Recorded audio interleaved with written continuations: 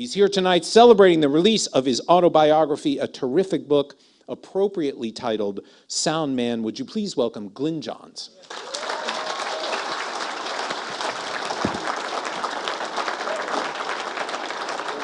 No, you're here.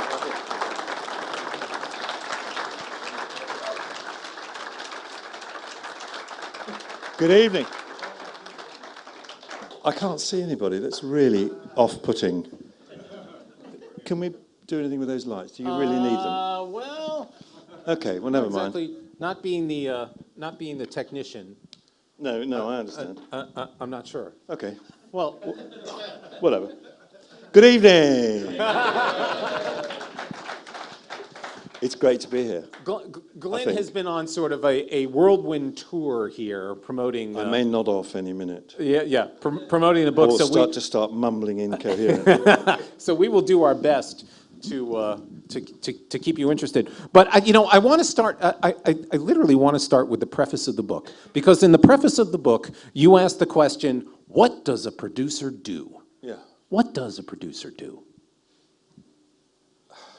As little as possible. Well, I mean, from looking back on all Okay. Well, what a producer. Different guys have different. Sure. Bring different things to the party. Yeah.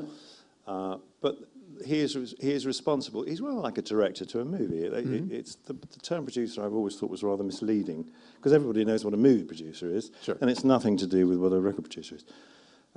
A record producer does have a budget, and he is responsible for that budget, but it's not his money, and he didn't raise it. It's the record company's money. So he's responsible for that, and that's a very important part of the job, sure, in my view. It isn't in everybody's, but I take that very seriously. And the reason for that is it's the artist's money at the end of the day, and I'm there to represent them as best I can. So there's that, and then you're responsible as a director of a movie you're responsible for the creative content of the record. You would help the artist pick the material. You then supervise who the musicians were, perhaps if it's a solo artist, all in conjunction with the artist. You don't sort of rule with a rod of iron. Yeah. And then you supervise the performance of that said music or whatever it is you've chosen. And you're in charge of an engineer in some cases. In my case, I'm in charge of me, because I engineer what I produce now, and I used to. There was a period when I didn't for a while. Yeah. But that's interesting right there. That for the most part, you came along as an engineer, and eventually became a producer. Yeah. But you kept the engineering responsibilities. You were that committed to making sure the sound was. It's just a lot easier, really. Yeah. You haven't got to go. One through less person to deal with. Well, you haven't got to go through anyone else. And, yeah. and because I started as an engineer, I invariably had a sonic idea of what I was trying to achieve with whatever we were doing. And it's a lot easier to do it yourself. Yeah. And then as time went by, my sound and I became a lot more dated. And I realized that it would probably be beneficial to start using somebody with a more contemporary approach to mine. My recording technique is incredibly simple. And so I did that for a while. Yeah. And actually, I quite enjoyed it. It was very strange to begin with. I didn't know what to do with myself. I was sort of wandering around while everyone... I didn't know where to sit. But I got used to it, and I was very fortunate. I worked with some really amazing people. A guy called Steve Holroyd, who's an English engineer in town, was my assistant on some projects, and he actually was brilliant and engineered a couple of things for me really, really well. And Jack Joseph Puig, who I'm sure everybody here probably knows. He was interesting. Very talented, extremely talented guy. So that period was interesting. It was fascinating, and it got me through the 90s, I suppose. Yeah. Well, I want to talk about that, but I want to roll the videotape back to very early on. I think people might be surprised to know that in your early life you really got involved in music through the church, through you were in a church choir. Yes. What's so unusual about that? Well, I think most people would think, oh, rock and roll church choir. Not sure. Well, no, I mean, when you're 8 years old, you don't know what rock and roll is. In fact, it didn't exist when I was 8 years old. So But there was a guy. There was a guy, and you talk about him in your book, Felton Rapley. Yes, what a marvelous man he was. Yes, tell us about Felton. Okay, he was my first mentor, without any question. He was a remarkably talented pipe organist. Had a huge reputation in Europe. Was broadcasted regularly, so he was very highly thought of. And he happened to be the choir master at my local parish church. So by coincidence, I lucked out when I was taken there by my mother, probably by the ear, and installed in the local church choir at 8 years old. And it wasn't too long before he spotted my enthusiasm, because I was really enjoying it. I loved it. Has anybody here ever been in a choir? I tell you what, if you haven't, you should go and join me. I tell you what, it is the most phenomenal experience, particularly if you're sad and lonely. Anyway, we'll get to that. And socially inept. He took me under his wing, and I evidently had a pretty good voice, and ere long I was the senior chorister. And he just was... He was a very kind... It'll come back. Can you hear me? Do we need the bloody mic? Hello? Yeah, there you go. Who's the engineer?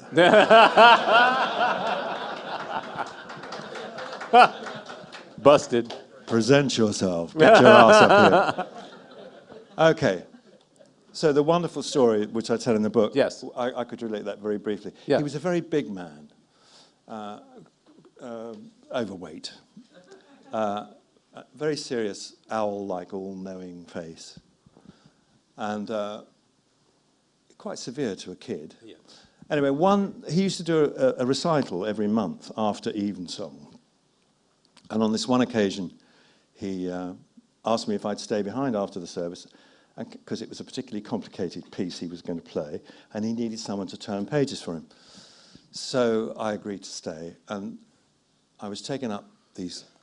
The church was like 12th century, so there were stone stairs that went up to the organ loft that was very high up in the... not in the ceiling quite, but almost in the ceiling of the church. And in the book, I tell this story, and everybody who's read the book thinks that I'm going to be sexually abused when we get to the top of the stairs, which I think is hysterical. There was a moment. No, I'm sure so many people, God, I was so worried about you. But in fact, I wasn't sexually abused. So and he's a big, lumbering guy, and he used to smoke quite heavily outside the church, obviously. So he was out of breath. When we get to the top of the stairs, he was out of breath, and he took his street shoes off and he put this pair of patent leather slippers on. I'd never seen patent leather slippers. They were very opulent. And he slid onto the bench. It was quite tight. Yeah. And there are 3 keyboards and lots of porcelain knobs on either side. And they had pre-selects on them that were pneumatically controlled. Mm-hmm. And he pushed a few of these things and everything went clunk, And he started to play, and this transformation happened. It was just extraordinary. This cumbersome, he was like a beached whale, became like a ballet dancer. His feet were dancing all over the pedals. His body just was gyrating with emotion, his facial expression. And I'm sitting there as a kid, absolutely mesmerised, because I could never see him in the choir stalls. You could see his bald head, but that was about it, the back of his head. And that was my first memory anyway now, my first impression of being incredibly impressed by what music can do to the performer, in fact, and how emotive it is not just for the listener, but also, as we all know, it is to the performer as well. Yeah. So that's that story. There's lots more like it. Buy the book. Yeah. but you talk about being in the choir and that collaborative nature of singing with a group of other people and giving you a sense of... It's an extraordinary physical experience. Yeah. I don't know if any of you have ever been... You've probably all been to a classical concert and you've seen a symphony orchestra, but if you actually sit in the middle of it, you actually have a physical experience that you don't get in the audience, and it's the same thing in a choir. And if you're contributing to the harmonics that are going on around you, it's an extraordinary feeling, I think. And I love it. Yeah. I might go and join a choir again now. Except I can't really sing now. Anyway. But singing is actually a little bit of a through line in the book in terms of your aspirations. Yeah. At least early on. But you got caught up, as many young people in the UK did, in the skiffle craze. Yeah. So tell me about the first time you heard Rock Island Line. Oh, I was in the kitchen. I mean, in those days it was all radio. Yeah. A few rich people had televisions. We didn't get one for a while. So we listened to the radio, and on came Rock Island Line. And I don't know, I was 14 or whatever, I can't remember how old I was. Wasn't very old. And that was it. Singing in the choir. I wasn't really, my voice had broken by then anyway, so I wasn't really. But it just turned my head completely. That closely followed. I mean, I then got interested in folk music. I decided I'd teach myself to play the guitar. I took a summer holiday job on a farm and earned the money to buy a guitar.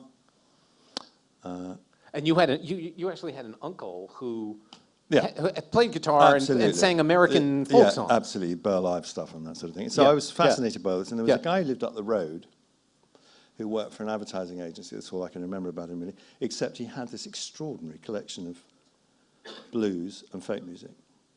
And he heard I was teaching myself to play the guitar, and he invited me round, and he didn't sexually abuse me either.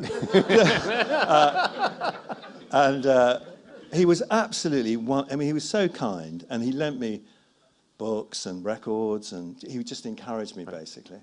But I was still no good. I mean, it didn't make any bloody difference. Yeah. Because that stuff was not necessarily easy to come by. Well, I was so young, I wouldn't have known. I mean, he certainly managed, so I don't know. Yeah. You were in high school, starting to think about prospects after high school. Of which there were none.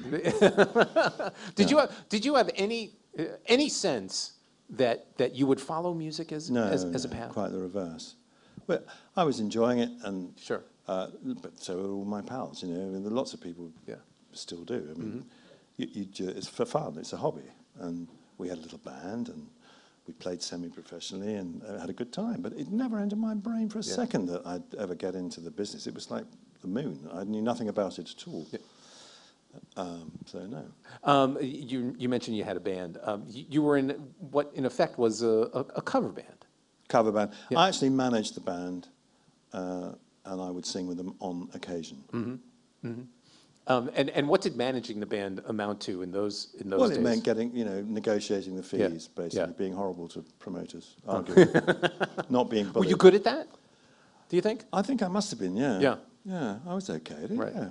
And then we had like most kids, there were a whole bunch of us. There were a whole crowd that used to meet regularly, and we decided that the band and I decided we'd take a hall in the back of a local pub, on a fortnightly basis, and play there for our friends, really. Yeah. And that became very successful, so I ran that. And we used to make sort of £30 a night, which in those days was a bloody fortune. And we'd go out for a Chinese afterwards, it was sort of a regular thing. And actually, it was great fun. So I'd met Ian Stewart by this time, and he was just forming the Rolling Stones with Brian Jones. Right. And so Stu and I thought it would be really cool to take the alternative night to our Friday and get the Stones to do that. So I booked the Rolling Stones in there, and about 3 people turned up. Yeah. Well, tell me about meeting Ian, because he was an important friend to you, and sort of an important figure. He was the best friend I'll ever have, without any question. Yeah. There's a parallel to that. My best friend in America is a guy called David Anderley, but Ian Stewart was an unbelievable friend to me, and I still miss him now. He was a remarkable man, a complete one-off. I've never met anybody like him, and I know I never will. Yeah. Anyway, so my parents moved, and so I had to find somewhere to live. And Stu, who was older than me, I don't know, 2 or 3 years older than me, I think, was still living at home too. And I rang him up and said I'd found this house I wanted to rent, and I couldn't afford the rent, so I had to share it with somebody. So I rang him. He was the only person I thought I could possibly share a house with. So I rang him up and I said, "Here, Stu, I've got this house, and it was 12 guineas a week, so it was 6 guineas each, which was a fortune then." So I said, "Do you want to come in with me?" Oh, no, he said, no, I've got it cushy here. Instead of my mum does all the washing, you know, I don't have to do anything. So I said, but Stu, think of it. You can bring girls home. So there was silence. He said. Okay, he said, I'm in. But I'm not doing any cleaning. I'm not nothing to do with any domesticity. So that was the deal. There was a gardener. I had to do the garden, and I had to do all the cleaning. I never went in his room. That was too much. So, but it was a great deal because we were such good pals. Yeah, but he also he too had an amazing collection of records. Well, that's how I was introduced to him in the first place. I heard about him because he had a great collection of records. Yeah. And then I discovered he was a really fine piano player. I mean, I think, and I'm biased obviously because he was my pal, but I think he was the best white blues player there ever was, personally. I mean, he's quite astonishing. If you listen to any of the Stones records that he's playing on, to be fair, a lot of the material will contribute to this, but they swing in a far better way, I think, than when Stu's playing with them. And I'm sure they'd say the same. So you eventually got a job at IBC Recording Studios. Yeah. But you tell a great story in the book about going for the interview. If we took all these stories in the book, they won't buy the book. Sorry. Well, we're just giving them the headlines. Oh, that's it. You're gone. Good. But about going for the interview and then kind of really not following up on it. Well, I went for an interview, and this gentleman interviewed me, and he said, "Do you know anything about recording?" I said, "No," which wasn't a particularly good start, as you can imagine. So the only reason why he paid any attention at all was because I had a Welsh name, and he was a Welshman, and he knew I'd had a classical training in a choir, so he realised that I understood music to a degree. And he said to me, "Well, there isn't anything. There's no position available at the moment. If anything becomes available, I'll let you know." So I said, "Well, thank you very much," and I went home. 6 weeks later, my mother said to me, "Have you heard from that man yet?" And I said, "No, I haven't." So she said, "Well, you go to the telephone now and you ring him." And I said, "I couldn't possibly do that, but it's incredibly rude. He said he'd ring me." You know? So she said, "No, you go to the phone," and you don't disobey my mum, I tell you. "You go to the phone now and you telephone him." Because she was getting fed up with me being around the house, I think is probably what it was. So again, if she hadn't have done that, I went to the phone, I rang him, and I got put through to me. I had to remind him who I was. Of course, he'd forgotten about me completely. So he said, "Oh, as coincidence will have it, somebody's left. One of the senior guys has left today. He's just handed in his notice. So there'll be room at the bottom of the ladder, as it were. When can you start?" So I said, "Well, tomorrow." So it's just remarkable. Yeah. And if that hadn't have happened, I'd never have done it. I wouldn't have gone into it at all. I'd never have had anything, because I knew nothing about it. So it wasn't like I had a burning passion to be a recording engineer. You know. So tell me, what were the first few days there like? What were you doing? Why is it you get a mic stand and I have to hold the bloody thing? Because I can't multitask. So you think I can multitask? Go on. What were you doing early on? You've said you didn't know anything about engineering per se. Nothing. Zero. So what did they have you doing? Oh, well, in those days, you were put straight in the studio as a second engineer. Basically, that just meant you made the tea and you got a clip round the ear every half an hour. You set the studio up to the demand. You know, someone would tell you to put a music stand there and a microphone there and what sort of microphone it was. And in those days, you do 2 or 3 sessions a day, all 3 hours each, and you'd break the studio down and reset it up each time for each session. Pretty boring. Really. Did you have were there kind of senior engineers who mentored you? Absolutely, yeah, absolutely. No. Were there guys who seemed to be kind of arseholes? Yeah. Well, yeah. I was trying to be politically correct about it, but what the heck? I'm so sorry. Forgive me. But yeah, were there difficult types? Were there guys who were just there to yes, absolutely. whip you around? Oh yeah, the place was full of them. There was one guy who was there were some really unpleasant types. Anybody with a power complex, because if when you're a junior, you get pushed around. Yeah. I remember a session which I talk about in the book. We were doing 14 strings and a harpsichord as a remote in a little hall in Red Lion Square in London. we were one of the few studios in England that had a remote system. All the equipment was portable, and you take it and put it in a removal truck, a furniture removal truck, and you take it to wherever the venue was, unload it, put it in a dressing room or another room in the venue, and run cables out and stuff. So I'd been up very late the night before working, and I'd had to get up very early in the morning, and by the time the session actually started, I was really tired. And I'd set all this up, and the music was just enormously boring. And I nodded off. I mean, which I'm about to do any minute, so just give me a prod. And I was woken. I actually heard the engineer actually belted me around the ear and gave me a roasting on the spot for falling asleep, which was really unnecessary. It was a nasty piece of work. And the producer was a guy called Jimmy Bennett. I'll never forget him. He was a BBC producer with a lot of the producers in those days had massive egos, and I think he was actually mental, this bloke. Really odd fella. Anyway, he was thrilled to bits that I was getting a beating. It was a very strange sort of Dickensian atmosphere in those days. But it was your training ground, and yeah, and it was fantastic. And the major reason why it was fantastic was because we had such an incredible variety of music coming through. It was an independent studio. And you might do a jingle for Soap Powder in the morning, a jazz band in the afternoon, a 30-piece orchestra in the evening, with a pop singer or whatever. I mean, or you might do we did all the music for Wagon Train and American TV. It was just completely varied. Yeah. Absolutely everything and anything. Julian Bream on the guitar. You know? Sure. And then you go off and do the London Symphony Orchestra somewhere.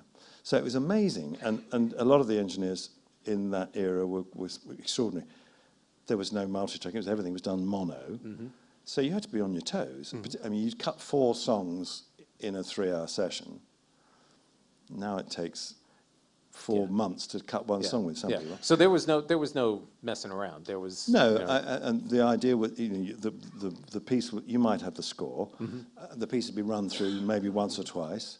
And by that time, you had to memorize what was going on and balance it as it went to tape, and that was it. And the client left with a master, finished. I imagine that the experience of working not only with senior engineers or whatever, but seeing artists and how the artists work with the engineers and perhaps the producers. Yes. There was some schooling there about how to work with people in a creative environment. Absolutely. Knowing absolutely nothing about it when I walked in the door, I decided that clearly the best thing to do was sit there and keep my mouth shut and watch what went on and figure out who did what to who, when, why, and how. That was fascinating. It was a great education. Yeah. I mean, we had fantastic talent coming through the place. Never mind about the variety of the music. A lot of the people who were recording there were really talented people and very successful in the industry in that day. And you actually got to use the studio for your own purposes. Yeah, the only way you could really learn was they let us use. Nobody ever worked at weekends in those days, so the studio was empty, and they would let us go in on I had a Sunday session that I used to do, and that was the only way I actually got my hands on the console and figured out how it really worked, because otherwise you weren't allowed to touch it, other than to clean it. You had to polish it every now and then. But that was again it was wonderful, you know. And who were you working with? Who was coming to the studio? Oh, variety. The word sort of got out that there was this bloke, and if you were nice to him, you get free studio time, basically. Yeah. A lot of people came through. Cyril Davis is one memorable person. I don't know if anybody knows. You probably don't. Cyril Davis was one of the first people with the rhythm and blues movement in the United Kingdom. He played the harmonica. He was quite extraordinary talent, actually. And that's how I met Nicky Hopkins, because Cyril brought Nicky in one day at one of my Sunday sessions. Yeah. And he absolutely blew my socks off. And I marked his card and said, okay, he wasn't very well. He'd been in hospital for 2 years, and he'd just come out. He looked terrible. And I told him so. And but I'd never heard anybody play the piano like that in my life. Yeah. And I said, I'm sure I can get you sessions. And he said, well, I'm not well at the minute. Once my doctor gives me the all clear, and so he rang me and I got him. I started getting him sessions. Shell Talmy was one of my clients then. I was still engineering. who's an American producer who'd come. But he was very. Shel Talmy was very important to incredibly your progressing. We were like a team. I made most of the records he made over quite a long period of time. In fact, the Kinks and the early Who stuff. Yeah. Some of which Nicky was on. So, yeah. Also, during these Sunday sessions, you were getting to record, perhaps artists that, or musicians that you wouldn't necessarily get in the studio during the week. Perhaps younger artists, more influenced by what was coming from America. This is the sort of the underground of what was going on. It's exactly, and they were finding their feet basically. Right. And obviously looking to test what they were doing by coming in, recording it and listening to it. Yeah. Jimmy Page was one of the people. I'd known Jimmy since I was quite young. He lived in the same town as me, so we knew each other well. Lots of people came by. It was really like a pot, a stew.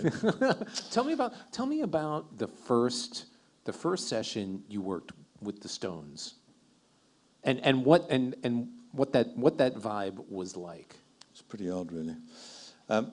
Who was in charge? Brian Jones. Well, Brian had put the band together. It was his band, really. Yeah. With Stu. I mean, Stu was the first person to write. Yeah. Brian had put an advert in some music magazine. I can't remember what it was now. Jazz News or something. Yeah. And Stu was the first person to write. So it was Stu and Brian that put the band together. And I'd seen them play because Stu had taken me along and got me interested. And the studio, IBC, had just been bought by new owners, and I went to this. I saw it as an opportunity. I was getting a bit bored with engineering by this time. We've moved on a little bit. Yeah. And I couldn't really see where it was going to lead me. I looked like I was going to end up managing a studio. It was the best I'd ever get. That didn't interest me at all. And in those days, engineers did not become producers. It was just unheard of. It's pretty unheard of now, really. And actually, they didn't even leave the studio. I mean, you were tied to a studio. No, precisely. I was working for the studio. Yeah. So I saw it as an opportunity, and I went to this bloke who'd bought the studio, and I said, look, you've just bought this studio. There's a considerable amount of downtime. Why don't you let me bring talent that I see or spot in and make records of them, and you then can place them. So he went with that. He had nothing to lose. What I didn't realise was that he didn't have a clue about placing anything. A dish on the table, I would think, would be a bit of a problem for him. But I didn't know that at the time. And he said to me, because I was only a kid anyway, and he said, well, I'll do it, but you can't have anything to do with the business end of it. You just... So the first lot I took in there were the Rolling Stones. That's pretty good. Yeah, it's not a bad start, really. Yeah. As time will... we found out eventually. And I think we cut 5 things that night. I actually think we only cut 3, but Bill Wyman tells me we cut 5. I think he might be wrong. But there we are. We cut a bunch of stuff. And Brian was very much in charge. Yeah. Came into the control room a little bit nervous in his first time in a studio, and sort of tried to lay down the law. So this was their first time in a studio. Yeah. So we cut this stuff, and I gave it to this gentleman. His name was George Clouston.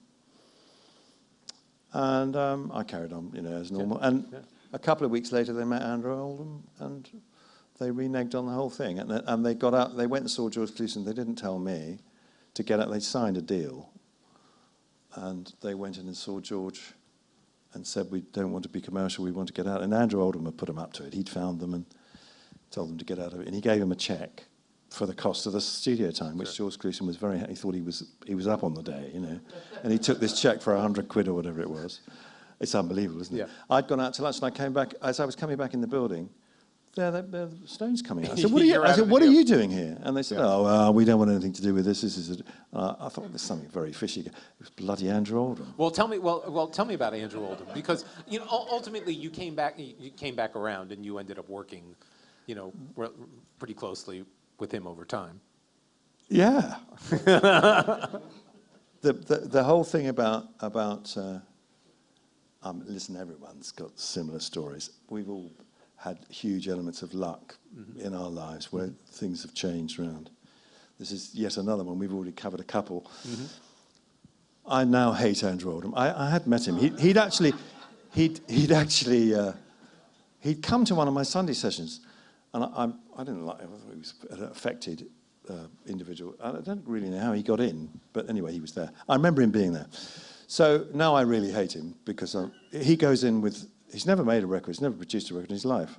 I don't even know if he can whistle a tune, to be honest with you. But so anyway, he took them in to Regent Sound Studios and he cut what was the first single in exactly the same way that I'd cut it, basically. And now it gets released and it's off they go.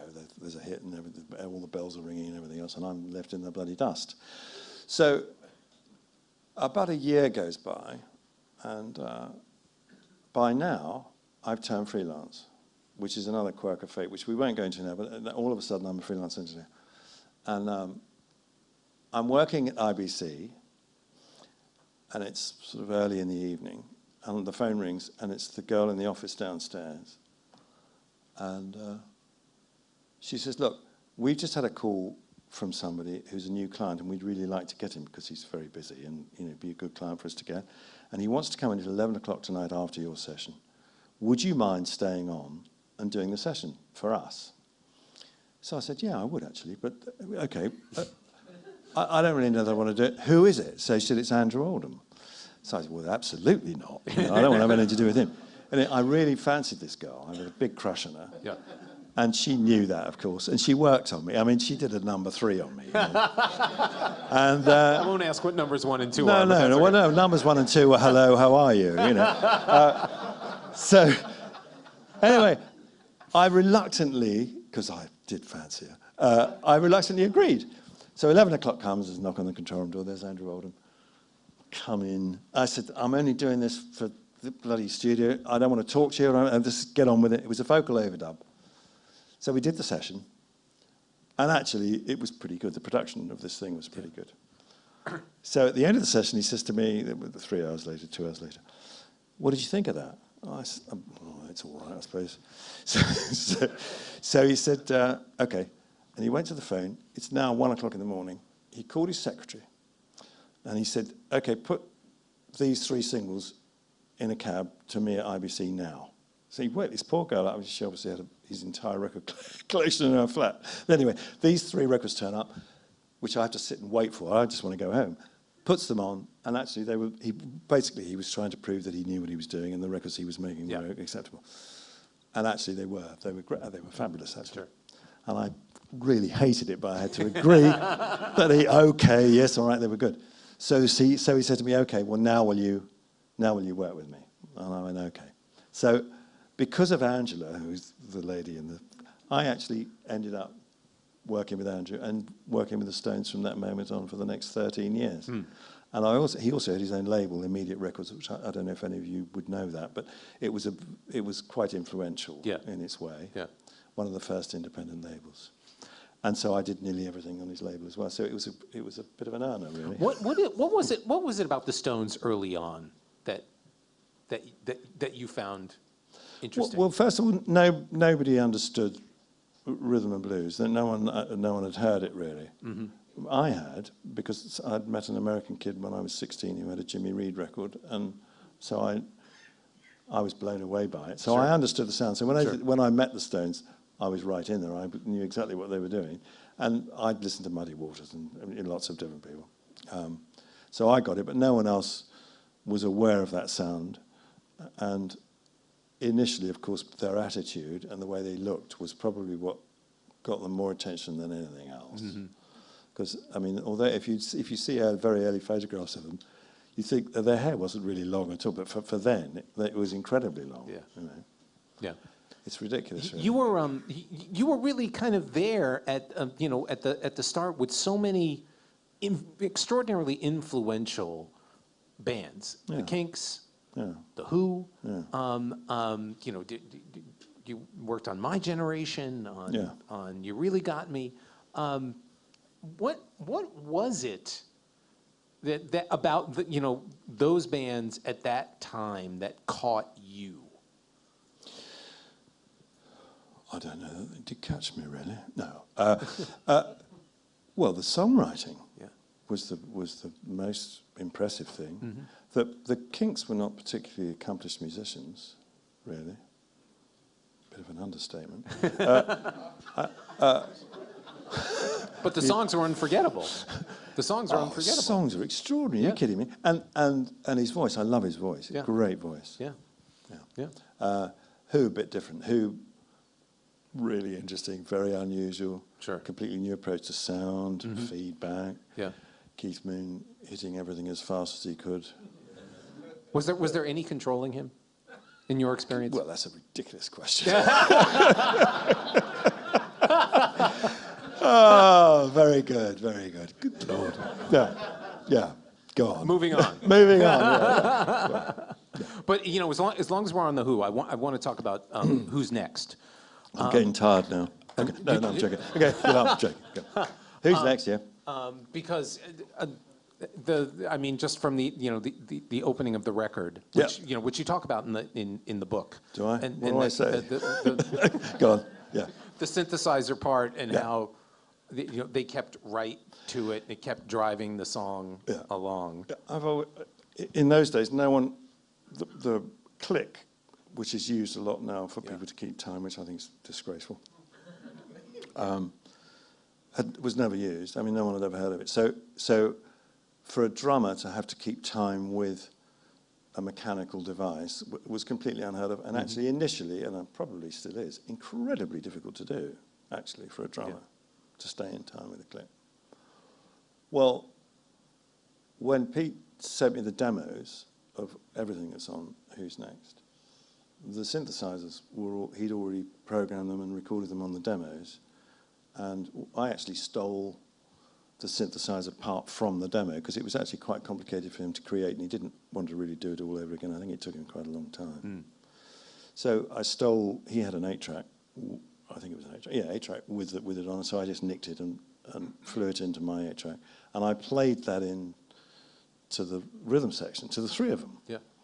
And they actually played to the synthesizer, which is beyond explanation how anybody stayed in time with it, but particularly Keith, and particularly the way he plays.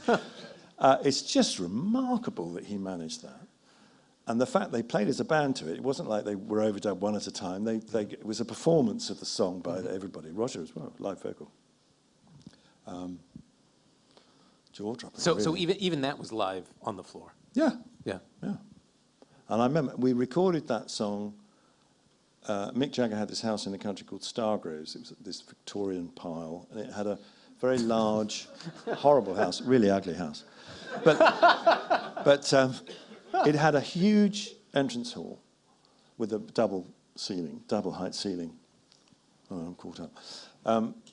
And I'd recorded the Stones in there, and we just built the Stones mobile, but they had their own. They were the first people in England that I think we built this truck that had everything in it, basically, which was a bit of a holiday for me. I mean, that meant I didn't have to unload it and set it up somewhere. And that had been quite successful, actually. I can't remember. I think we cut Moonlight Mile in there, and I cut a couple of things anyway. So I'd in conversation with Pete Townsend, I said that these sessions had gone really well. And he said, well, maybe we should, this is before we'd started Who's Next, maybe we should try it. So the first session we did on Who's Next was Won't Get Fooled Again, and it was recorded in the hallway of Mick's house. And I remember, it's a bit odd when you're in a truck outside with a very small black and white monitor. It's not quite the same as looking into the control room window. I like to be able to see everybody so I can glower at them if they're not behaving. So you're a bit cut off, but I can remember it as clear as looking at you now, the sensation when they started playing along with that. I mean, it was, well, I don't know if you remember hearing Won't Get Fooled Again the first time. I'm sure if anybody does, it probably had the same effect on you. It's just remarkable. I'd never heard anything like it. And the competence of the musicians was staggering, I think. And it holds up today. That's the other thing. It completely holds up, and that feeling still comes through. Yeah. I think every time you hear it. How often did that happen? Oh, lots. I think the first time I can remember it happening was All Day and All of the Night, which just gave me the most massive adrenaline rush, buzz, whatever you want to call it. Sure. Won't Get Fooled Again. My Generation was a bit of a moment, you know. Very unusual, bass solo. I mean, the vocal with a stutter in it, you know. You sort of forget this stuff. It was all completely innovative. You talk in the book about being, kind of lifted a little the first time you heard Led Zeppelin. Oh, good Lord. It's dangerous to go there. But let's do that. No, okay. Let's do that. As I mentioned, I knew Jimmy. I'd known him for a long time. Sure. And I've got him his first sessions and all that stuff. It was easy to do. I mean, I'm not taking any credit. I mean, it just so happened that I knew him and I knew other people that could use him. So we lost touch with each other a bit as time went by, and he was doing sessions. He became the #1 session guitar player very quickly, and so therefore he was working all over London. So I didn't see that much of him. John Paul Jones, I would see pretty much every day. He was the #1 bass player, so I got to know him really well. He's a lovely man, really. Do you know, have you ever interviewed him? No. Well, if you get the opportunity, he's an absolute sweetheart, apart from being a bloody genius. Yeah. And in my view, doesn't get anything like the credit in the public's eye for the success of Led Zeppelin. Anyway, so I'd lost touch with Jimmy a bit. He joined the Yardbirds, which was a band that I didn't really get, to be honest with you. They weren't really my taste to take. Not to interrupt, but you are interrupting. I am interrupting. But one thing, because your comment here just brings it up. That's one thing you never, in the book, this happens a number of times. You don't shy away from things that, if you don't like it, number one, you say so, and... Well, I wouldn't be much good to anybody in my job if I blew smoke up their rear end the whole time, would I? Yeah. But you had no, if you didn't hear it or it wasn't for you, you move on. Yeah, I had plenty of other things to be doing. So, no, exactly. Now you've interrupted me, and I have I idea did. what I was talking about. My bad. No, Interviewing mistake 101. No. Sorry. Don't be silly, it's fine. Just being daft. But you were talking about Led Zeppelin. Oh, yeah, right. So Jimmy had joined the Yardbirds and Jeff Beck too, and I must be honest, I never really understood that. But anyway, that's another story. So I hadn't seen him for quite a long time, and I'd been incredibly busy too, so I didn't miss him even. And I got a telephone call from him one day, and he said, I've put a band together with John Paul Jones, and we want to make an album. Are you up for it? So I said, yeah. Oh, yeah, it sounds great. I had no idea. I knew it would be good because it was those two. Yeah. He said, we've got a really good singer and a drummer. And so, okay, great. So we booked a studio and then we went. So I had no idea what I was walking into. I just thought it was going to be good, Bloody hell. Can you imagine? It's such a buzz. I've been so lucky throughout my career having moments like this. I mean, it's just ridiculous, really. So you can imagine Led Zeppelin. You've no idea what they're going to do, and they start playing, and that hits you in the face, and you're in the room with it. I mean, it's bad enough if you bought the record and you've got it home, sure.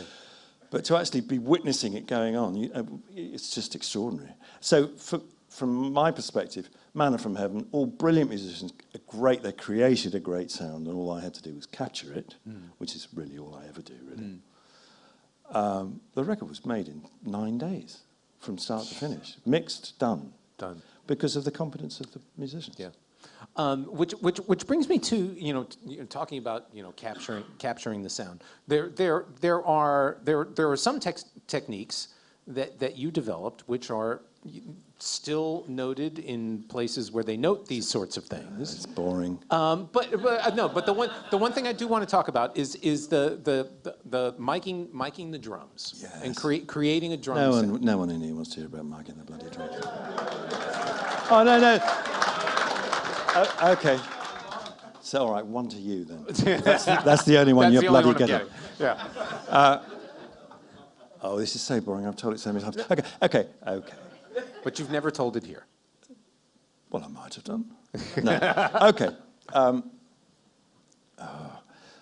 My whole principle, because I was trained right early on, my whole principle, it still is to this day, to capture what is going on, not to create something else out of it. So simplicity is the essence here.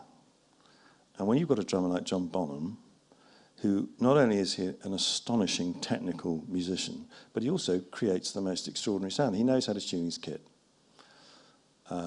So it's essential for anybody that works with me to know what they're doing, really, because I want something good from them rather than me making it sound good because it's lousy. You can't make a silk purse out of a sow's ear, as they say. So most of the acts that I've worked with have been very simple to record in that way because they create a great sound, and the problem is always to do it justice, really. Because if you think about it, it's quite difficult. If you see a band play live, you've got the thrill, the visual, and you've got the power of the volume and all that going on. And to sort of try and translate that coming out of two little elliptical speakers in your living room is quite difficult. And I've never done it. But I'm still trying. Anyway, okay, drum sound. Okay, so I always use 3 mics on the drums. 1 on the bass drum and 2 overheads, 1 over the top of the kit and 1 at the side for the floor tom-tom. So that's what I was doing. First song we cut, we decided when we'd chosen the take that we'd put an acoustic guitar on it. So I used U67 microphones on the drums, and I also used that type of microphone on an acoustic guitar. So I stole one off the drums for Jimmy to overdub an acoustic guitar. And we did that in 10 minutes. It was very quick. And then I put the mic back on the drums, and we started running down the next number. So I'd assigned that microphone to the left of the stereo. Normally the drums were at mono in the middle. And I went back, having put the mic back up. By the time I got into the control room, they'd started to play again. And I lifted the faders up on the drums. And this mic was still assigned to the left. And I thought, blimey, that sounds interesting. Because he had such a huge sound anyway. So now the drums are coming from the middle and the left. And I thought, well, I wonder what would happen if I put that one over there. Ta-da. Hello. Right. So I'm unbelievably brilliant. I conceived the whole idea. And I'll go down in the annals of rock and roll history for being a genius. But in fact, it was a mistake. Hello. Yeah. You were the exclusive engineer for the Rolling Stones for a period of 13 years. You said. Yeah. Tell us a little bit about their boring process. Yeah. Well, I mean, there's a great Charlie Watts quote about that. Inordinately boring. Obviously, some amazing moments again, yes. like we've already been talking about. Phenomenal. But the process got more and more lengthy and more experimental. And listen, the end results were amazing for everybody. Thank you very much. Yeah. But I did have to sit through a lot of really boring stuff. I mean, Charlie Watts' comment is, in fact, somebody asked him what it was like. It was the 50th anniversary, and they said, "What's it been like, Charlie?"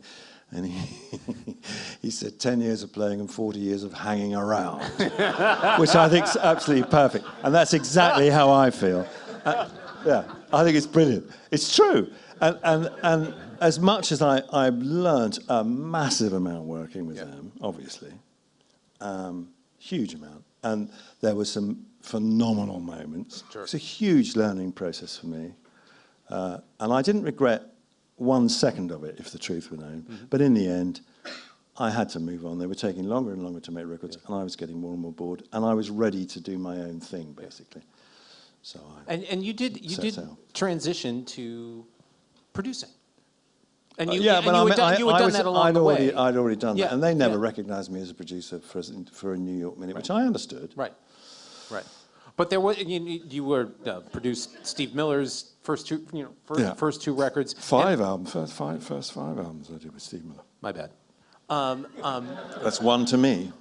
It's 50 in all. We're tied. Yeah, we're tied 15 all here. I'll have you before we're done. Don't worry. I don't know what set we're in, but it's good. So tell me about that transition from going from the engineer's chair. Very uncomfortable. To the how so? No, I'm joking. Okay, Steve Miller got a record deal with Capitol Records, came to England with his band. He'd been paid a fortune.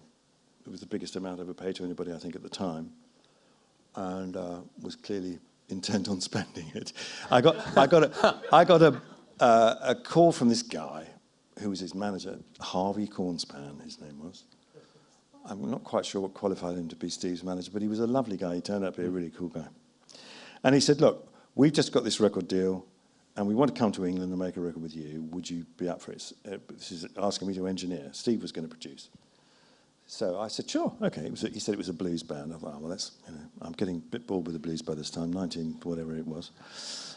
I think I might have just about had enough of the bloody blues by then. Anyway, so it was a few quid, so I thought I'll take the job. You know. So they turn up, and they're a really great bunch of guys. We're getting on great. And Steve spends the first month, we've got 6 weeks to make the record. Steve's producing, and they just dick about, really. They experiment, they fiddle around. It's a headless chicken, this whole project. And I turn up every night, and I'm waiting for something to happen. I'm not a very patient person, I have to tell you. It's remarkable I'm still here now, really. Anyway, so... You're doing really well. I thought so, You're doing really well. I'm having a nice time. So anyway...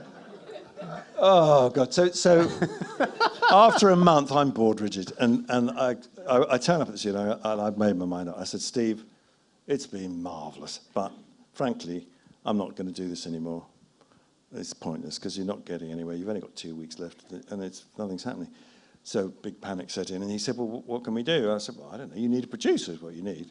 So he said, well, would you produce it? And I went, yep. So we actually... I can do that. We made that first album in 2 weeks. And it was it was a great band for me to be doing it with, to be honest. Sure. Very receptive. Good bunch of guys, great bunch of guys. Was that kind of a lesson for you in starting to enforce a little discipline in the studio? I'd rather not talk about it. I don't know. Maybe. I guess somebody needed to sort of aim them. Yeah. And so because I did, yeah. I mean, that's what a producer does, I suppose. Yeah. I mean, you did have a certain... And I don't... I have a reputation for being a raving arsehole. Yes, I know. Well, I didn't say that. I didn't say that. And don't take this the wrong way, but, somewhat of a disciplinarian. Yes, no, absolutely. Well, I think there are... Sometimes that's necessary, and of course it doesn't always work, and I'm sure I was out of order on numerous occasions, and it was just a matter of me running out of patience or whatever. But I guess at the end of the day it worked, and I have met musicians years later who hated me at the time, who actually have come up to me and said, now in retrospect, I understand they were just being nice. Yeah. I want to be respectful of time here, but I want to run through some records and just get your reaction, just a capsule summary, because I think this is a good sort of good retrospective of some of the things you've done. I want to get your feedback. So the Small Faces, Ogden's Nut Gone Flake. Yes. Give me your 3-sentence capsule summary of that record and your experience with it. Very interesting exercise. They told a story. It was a fairy story. They were a funny lot. They were only about that big. So I could really bully them. In fact, Ronnie Lane used to call me Bluto, if you know who Bluto is. We've had Ian here. We've had Ian here a couple of times. Yeah, okay, right, there you go. Yeah. Great band. Anyway, they came up with this really silly idea, and actually, if you listen to it, it isn't that great. I mean, it's a pretty stupid record, really. But we had good fun making it. But you said great band. Fantastic band. Yeah. Oh, where do you start? Steve Marriott was like a powerhouse, a 3-foot-tall powerhouse. Amazing energy forever. Yeah. It's such a shame they never came to America. If they'd have ever come here, they'd have blown the bloody roof off. Phenomenal. Because I think by the time the record came out, they had already broken up, or there was some... Oh, I've no idea about that. I don't think that's true, but maybe it's true. I can't remember. And you went on later on. Speaking of Steve Marriott, later on you went on to work with Humble Pie. Yeah, that was a bit of a mistake. Which you didn't. So now we can have this. So one of my all-time favorite bands. I saw them in the day. Well, you and I'm definitely 3 up now. I might have won the whole set. Okay, to be fair, of course they were for what they were doing. Yeah. They were very good. I was disappointed personally. I'd known Peter Frampton from he was probably about 15 when I first met him. Bill Wyman. He was in a band called The Herd. Extraordinary name. Why would you call a band that? Oh, somebody likes The Herd. Were you in the band?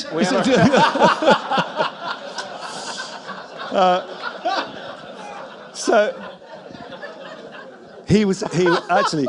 It's a delightful young man. But again, his guitar. The first time I ever saw him, his guitar was absolutely bigger than he was. and very talented. And, Yeah. and Bill was nurturing. And Bill and I had a company together. I don't know why we called it a company. Yeah. But we had... This was Bill... Bill Wyman. Yes. Yeah. Okay. So I'd known Peter Frampton, and I knew how good he was. I could tell you the story. This is quite unfortunate. I used to make Johnny Halliday's records, the French singer, and he would come to England to make his records, and his manager, whose name was Lee Halliday, he was an American actually, so that's how Johnny got his name. He obviously stole it off his manager. His manager would call me up, and basically he'd ask me what was going on, and who was hot, and I'd put a little rhythm section together, and Johnny would come over, and we'd make a record. And he had a drummer and a guitar, an English drummer and an English guitar player. One of the guitar player was Mick Jones from Foreigner. Mm-hmm. Yeah. And great guys, really great guys, and they were like his band leaders, you know. And they would supplement with other musicians. So on this particular occasion, they wanted me to go to Paris and cut something with Johnny, and I was working with the Small Faces at the time, and they were all a bit short of cash, and this was Reddy's, you know, this was cash in the bin, you know. So I knew that they'd love that because they were all a bit short of cash. So I said, look, do you fancy coming over to Paris? I think it was 3 days or whatever it was. All expenses paid, so much a day in cash. Do you want to come and do it? It's Johnny Halliday. So yeah, they're all in. So there wasn't a lead guitar player as such in the Small Faces. They didn't need one, actually. But I figured that possibly with the sort of material that Johnny was likely to be doing, it would be good to have a lead guitar player. And this wasn't involving Mick at the time. Mm-hmm.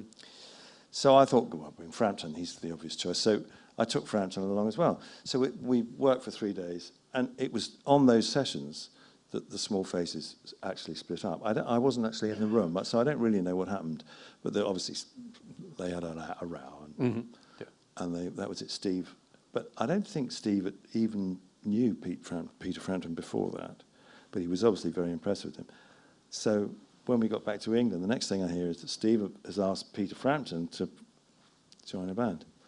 And then Mac and Kenny and Ronnie Lane, got together with Ronnie Wood and Rod Stewart. And Humble Pie were ready to record first, so I'd never even listened to them. I figured they'd be great. I think I might have made 2 albums with them. I don't know quite. I don't know. It was a bit of an error. Anyway, what happened was I was really disappointed with the material. I found it sort of variations on a riff, really. Yeah.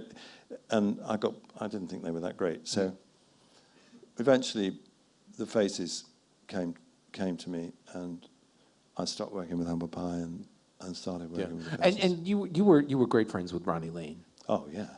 Talk a little bit about your relationship with him, what he meant to you. Well, I'd been making the Small Faces records ever since their first single as an engineer. So we were all kids, but I don't know, they were probably 16 or 17, something like that, and I was probably 19, and still much bigger than them. And I loved them because, as I say, they were such a powerful band. And there was Ronnie was just the loveliest character. I mean, I could wang on about him for hours. Yeah. But I'll never forget, there was a TV program in England called Ready, Steady, Go, which was a weekly music program, which was very, very important in those days. And if you got that show, you had a hit pretty much. So that's how important it was. And everybody watched it. So they were on that show. And every time I had an artist on it, which was pretty much every week, I'd go up there and supervise the sound just to make sure it sounded something close to what the record was supposed to sound like. So I was up there for them, and they finished their appearance on the show, and they'd been on tour, they'd been on the road, and they were managed by this guy, Don Arden, who worked the backside of them. And they were exhausted, basically. And Ronnie actually passed out in the dressing room. It was awful. I mean, he was from exhaustion. Mm. So I put him in my car, and I drove him back to my place, where he stayed for the next 2 days. No one knew where he was, so that they couldn't do any more gigs until he was better, basically. Well, during those 2 days, obviously I'd never spent any time with him I'd only ever seen him in the studio. We had all kinds of chats about what was going on with them and stuff.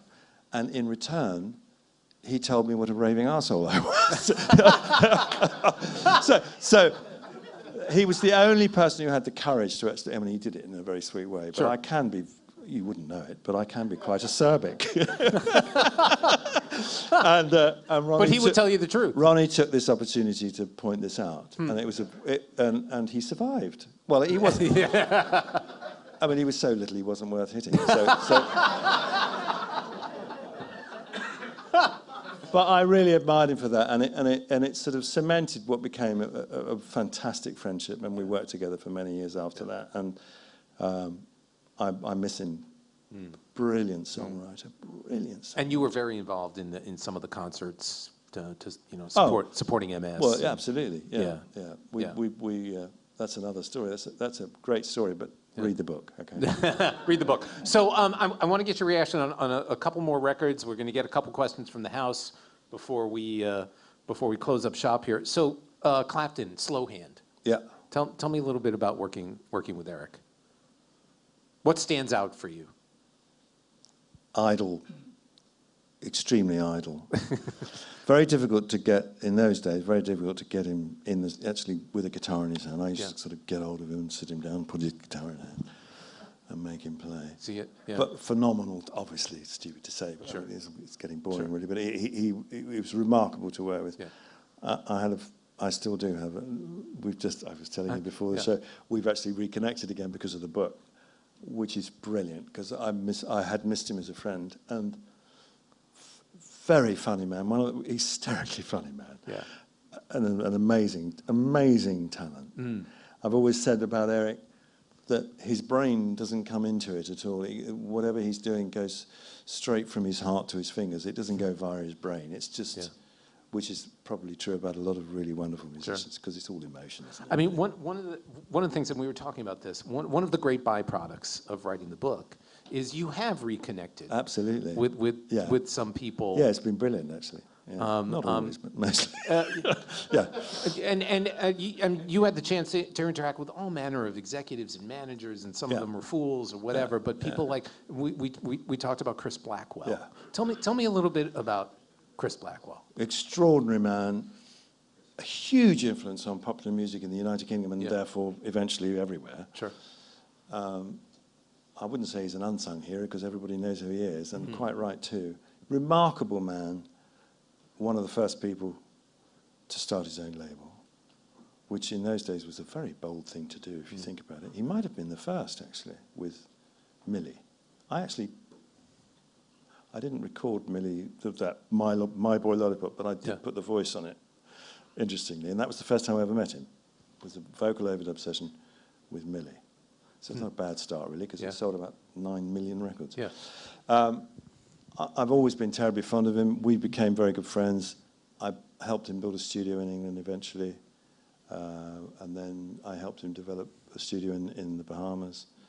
And he's been a really, really wonderful friend to me. But more than that, just his talent spotting ability was just remarkable. And he was so loyal. I mean, it's so rare now. That's the saddest thing about the business now, is in those days there was Jerry Moss and anybody who owned their own label, you knew who you were dealing with. It was their gig. Yeah, it was their thing. And the talent that they signed was like family, and they supported them emotionally, financially, all kinds of things. Saw them through thick and thin, and didn't always work, but it was a wonderful sensation, if you like. Now that doesn't exist, I don't think at all. So fair warning, we're going to ask for a couple of questions from the house in just a moment. So. In later years, you had the chance to work with The Clash on combat rock, which you say in the book, punk was not necessarily your... Bit of an understatement again, yes. I hated it. I still don't, no, I don't get it. I never have. Yeah. I just think it's awful. It's nothing to do with music. Well, it isn't. It's sort of violence and people spitting at each other. I don't see what that's got to do with anything, really. But again, it comes back to the songs. There were... Well, on combat rock. Okay, what I discovered, because I was so blinkered, believe it or not, I still am. I got a call from Muff Winwood, who's Steve Winwood's brother. He was head of A&R at CBS, and he just had their latest epitome delivered to him. and he wasn't very happy with it. He was disappointed. And so for some reason, known to the good Lord, he telephoned me and said, look, I've got a bit of a problem here. I'd like you to take a listen to it because I think you could probably remix it. I said, who is it? And he said, The Clash. I said, you could be joking. I actually had never paid much attention to them. So typical of me, I sort of brushed it off and not really. Anyway, so he sent me this double acetate. It was a double album, and I listened to it. And I was amazed at the content of it. The skill, the innovativeness, the humour in particular. And it really, I thought, well, this, and it was a mess. It was a giant mess. Self-indulgent to an extraordinary extent. But I could see that in there was, there was the, the makings, if you like. So I thought, well, this would be interesting. So I met them. Well, Joe came down just to meet with me, which I was a bit nervous about, to be honest. And he came with his manager, and this bloke got out of the car when they pulled up at my house and introduced himself as Cosmo Vinyl. So I thought, I'm in trouble here. This may not go well. I may not identify with these people particularly. But within seconds, they were polite and charming, and Joe's bright as a button. I mean, nothing like you'd expect from somebody who's spitting at people. Actually, I don't know that Joe ever did, actually, but you know what I mean. Yes. The image of the music. Within minutes, he had me, eating out of his palm. He was fantastic, and I agreed to do it. And he was fantastic. I sort of leapt in and hacked it to pieces, and I had loads of ideas about how I thought it could be improved. All of which he encouraged. He was brilliant to work with, amusing, charming, lovely man, and unbelievably talented. Yeah. And he's a big loss to the music industry. Yeah. Astounding record, by the way. So, well, again, let me just say something, yes, if you don't mind. A lot of these records, as you were saying earlier on, you mentioned sort of milestones and all the rest of it. Okay, and yes, I was there, and I had a little something to do with them. But it's always the artist, isn't it? I feel like I'm a bit of a fraud here. Well, no, I'm serious. Yeah. I know it sounds like sort of false modesty, but it's the truth. Without any of these artists, I'd be mowing the lawn or digging a ditch or something. I mean, it's honestly how I feel. Yeah. I was just lucky to be there. But actually, okay. Well, hold that thought. We're going to get a couple questions from the house. How long for? I don't know. Don't worry. I'll remind. Yes, sir. I could see you on there. Oh, there's empty chairs. That's disappointing. Oh, I'd have gone home half an hour ago if I'd have known there were empty chairs. Yes, sir. This is a question regarding the Eagles. You produced a lot of groups that had indulged in drugs and had infighting. Was there something more personal underlying the differences between you and the Eagles? I'm not going to tell you. It's between me and them. I don't mean to be rude, but that's between me and them, and it's not of any interest, really. They didn't do any drugs around me, and that was probably why they left. Yeah. Well, it was certainly why they left. I mean, well, Glenn Fry actually states as much, doesn't he, in that stupid documentary that goes on for 3 days. Yeah.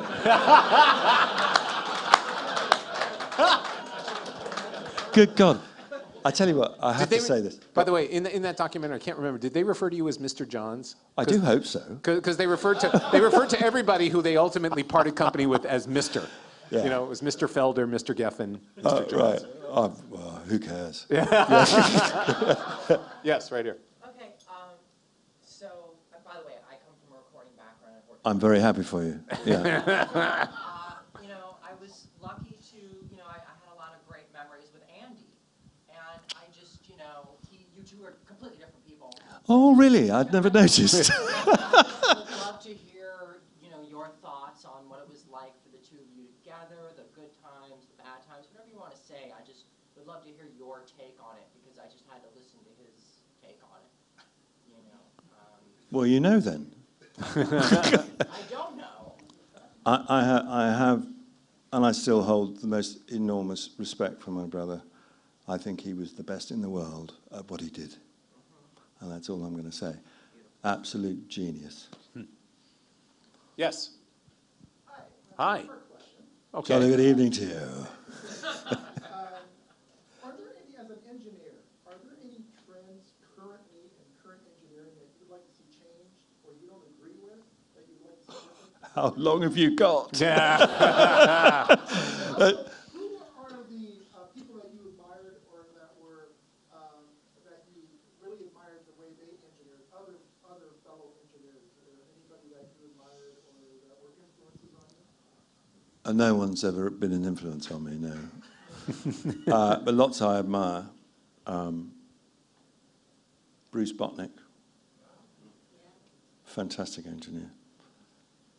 Al Schmidt, who's God as far as I'm concerned. Yeah. I think Jack Joseph Puig, as far as contemporary music's concerned, was the leader, really. But he started raving bonkers. So, bit of a problem, really. Yes, sir, right here. Yeah, the story has it that when George Martin recorded Please Please Me with the Beatles, you know, on the talkback, his voice, he just recorded your first #1. As a producer, did you ever get that? That sounds like you have, but when in the studio, when the band was done with the performance, that's it. And on the other hand, did you ever feel, this is great, and nothing happened? Okay, well, I'd never say to anybody, I think you just recorded your first #1, because it's a stupid thing to say. I'm not accusing George of being stupid. He's actually not at all. Of course not. But I mean, there are lots of occasions where I've felt that we were onto something. But you know, the thing is, you never really know until you don't know. I mean, I don't know whether anyone else is going to share my opinion. You know. So that I don't know. What was the other half of the question? Was there something as a producer that you thought, this is, you know, really something, and then it didn't achieve the success? Oh, lots of times. Yeah, lots of times. I've been wrong more often than I've been right. Yeah, absolutely. I haven't got a clue, really. Well, one of the other things in the book, and it comes out a couple times, you're willing to be sort of, corrected. I think when you first heard the Eagles, I don't remember when that. you first heard the Eagles, you in the book Oh, you say boy, you did I get didn't wrong hear then. it. Yeah, and that's happened to me on several occasions. Yeah. So, yeah. There you go. Yes. Yes. Family Entertainment is one of the greatest records ever made. Can you tell me anything about the making of that one? I wish I could remember. Seriously, there are lots of records like that, which I remember Family as a band, and they were fantastic to work with, actually. It's interesting. I didn't think anybody had ever... Somebody else? Yeah. Well, that's extraordinary. Do they ever come here? We have... Right. Great band, great band. But at that time, it was quite a long time ago, and I've made so many records, I don't really remember. I just remember thinking they were wonderful, and they're a good bunch of guys. Whoa, hold on. When did this become a free-for-all? Yes. In that subject, were you only involved in that one album with Family, or were you involved with television? Or No, I think my brother did television. Yeah. I made more than one album with Family, I'm absolutely certain. But I'm sure I did. I couldn't swear to it, but I seem to remember making Yes, straight ahead, right here. Yeah, there's such a difference in the sound between the Tommy album and Who's Next. And it's so Well, I should think so. One was produced by Kit Lambert, and the other one was produced by me. And I don't think there's any comparison. The only common denominator was an amazing artist. But it ushered in this enormous, powerful, explosive sound. What were you doing differently? Oh, good Lord. Well, since I wasn't there when Tommy was recorded, I haven't got a clue, to be honest with you. I've been very facetious throughout this whole thing. But being completely honest with you, I have no idea. I don't think I've ever listened to Tommy, so I have no idea. I think if you listen to any record I've made, it probably sounds different to if someone had worked with someone else before. It sounds different. Listen, this in the last few days I've done a few of these, and this sort of topic has come up quite a lot. And the best way of explaining it is this. I figure, if an artist, or three artists, were to paint that bottle, let's say, the three pictures would look quite different. I mean, it could be a really contemporary image of a bottle that didn't look like a bottle at all. Mm-hmm. It could be a very accurate image of the bottle. It could be something in between the two, let's say. Well, the same thing would apply with three engineers. that three engineers recording the same piece of music with the same band in the same circumstances, it would sound quite different. It would be their interpretation and the way they worked. And so you'll never know what any of the records you've heard would have sounded like if someone else had done it. And the same thing would apply with Tommy or anything else. I have a very different approach to most people in recording, it would seem. And it's just my deal, you know. And I don't really know what that is, to be honest. Does that answer your question? Not really. Well, it does, but you were there with, you know, the early Who albums, and they were probably just an explosive thing. How is it that the Who achieved a sound that even to this day? Because like any band, they developed. They developed as musicians in ways they probably weren't even aware of as the more they played. I mean, they were really talented guys. John Ent was just astonishing if you think about it. And they without even probably knowing it, they were experimenting with their sound and different ways of approaching stuff. And also, Pete Townsend was developing as a writer, and the material was drastically different in many regards. And the material is the key to it, really, if you think about it. And the song and the structure of the song, the emotion of the song will dictate in the manner in which it's played. I'm sorry, I can't do any better than that. Is that okay? Will you let me go now? Doing my best here. And you said his demos for that were amazing. Well, he's the man. Listen, the word genius gets bandied about by a lot of people. I don't tend to use it very often. Yeah. Pete Townsend, genius. Great engineer. I love that. Great engineer. I love that. Okay. Yes, sir. Way in the back. Yep. You. Yep. There's some great footage that just recently surfaced of you working in Olympic Studios with the Easy Beats. They're one of the first artists that you produced after Shel Talmy. You did a single Heaven and Hell. Do you remember working with them? You mentioned them briefly in your book. But absolutely. Yeah. Oh, phenomenal band. God, this footage. Don't remember that. I actually worked with them without Shel. I actually produced a couple of things with them. But I don't remember that as much. Friday on my mind is what I remember. And I remember that because of the song, you know. What a song! Fantastic, yeah. Wow, that's interesting. Anybody even remembers that? We'll have to find. Cool. We'll have to find the footage. Yes, sir. What's the best record that you made that no one's ever heard? Oh.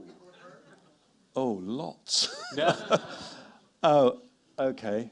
Well, there are a couple of records, interestingly, that have come up in the last few days that I didn't think anybody knew about, but they do. I think my favourite album is Rough Mix.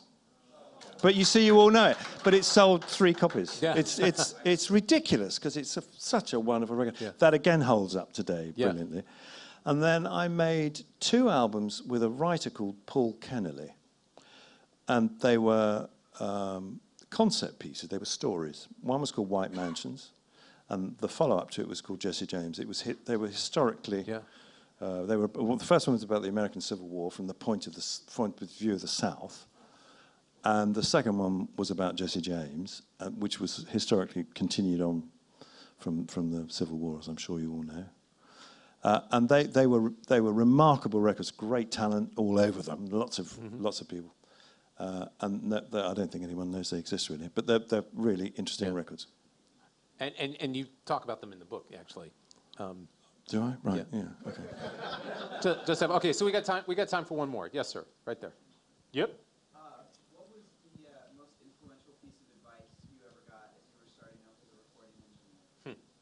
Keep your gob shut. Shut up. Yes. Well, which would lead me to this question. So I thought you were going to tell me to shut my gob. I would never do that. If we had a room full of young engineers, prospective producers, what advice would you give a young engineer I'm not today? sure that I'm qualified currently to give anyone advice about it because it's gone too far. I would love to think that the process as I was taught all those years ago, which is almost gone now. Al Schmidt is the classic example of genius that still does it. I would love to think that won't die and that will still be taught, but I fear it won't be long before it's gone altogether. Yeah. Are you hopeful about the record business? No, good Lord, no. I don't think there'll be a record business fairly shortly. Something's going to have to change. Yeah. I mean, things have to change. I mean, things move on. I say in the book, I'm hoping that that a crowd of youngsters like we were all in our teens, will grab hold of the industry in a minute and turn it on its head like we did. And there's no reason why that shouldn't happen. Sure. Really. Sure. I'm just sitting around waiting for it to Yeah. happen. Well, as we all are. Well, this has been fantastic. Thank you. Oh, it's entirely. I've had a great time. So much. Thank you for coming. It is really cool. It's a terrific book. Glyn Johns, ladies and gentlemen.